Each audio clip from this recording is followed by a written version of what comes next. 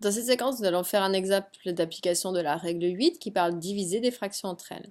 Et on aimerait le faire avec moins 7 quarts sur moins 21. Faites une pause sur la vidéo, essayez de chercher tout seul et venez voir si vous avez juste.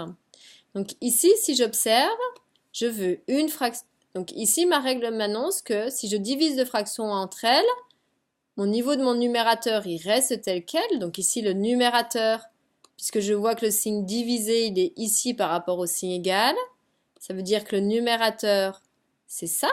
Donc je n'y touche pas. Et ensuite, on va devoir multiplier par, ici on observe, j'ai ma fraction qui est inversée. Donc ici, je dois multiplier par l'inverse du dénominateur, c'est-à-dire moins 21, mais c'est presque une fraction. Nous, on aimerait vraiment avoir une fraction pour pouvoir trouver l'inverse le plus facilement possible.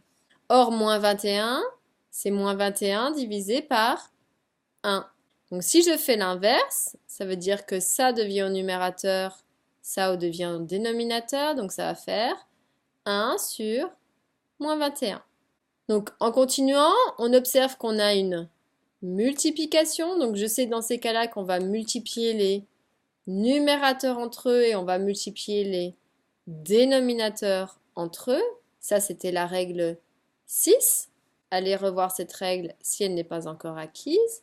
Mais on se souvient qu'on essaie toujours de simplifier avant de calculer. Ça nous fait gagner beaucoup de temps et ça simplifie énormément les choses. Donc, qu'est-ce qui pourrait se simplifier? Déjà, on peut regarder les signes. J'ai un signe moins ici, un signe moins ici, donc les signes moins vont disparaître. Lui, il va disparaître avec lui. Donc déjà, j'ai plus de signes moins. Ensuite, on va regarder mes chiffres. Donc déjà, on va peut-être recopier puisqu'on a dit qu'on allait les multiplier. Donc entre eux, on va faire 7 fois 1, multiplication des numérateurs. Et au dénominateur, on va faire 4 fois 21. Donc si j'observe, si je connais bien mes tables, ici, il va y avoir une simplification entre 7 et 21, puisque 21, c'est 3 fois 7. Donc si je simplifie les 7, il va me rester 3. D'où l'importance vraiment de connaître bien ces tables. Donc qu'est-ce qui va me rester? Au numérateur, il me reste 1. Et au dénominateur, il me reste 4 fois 3.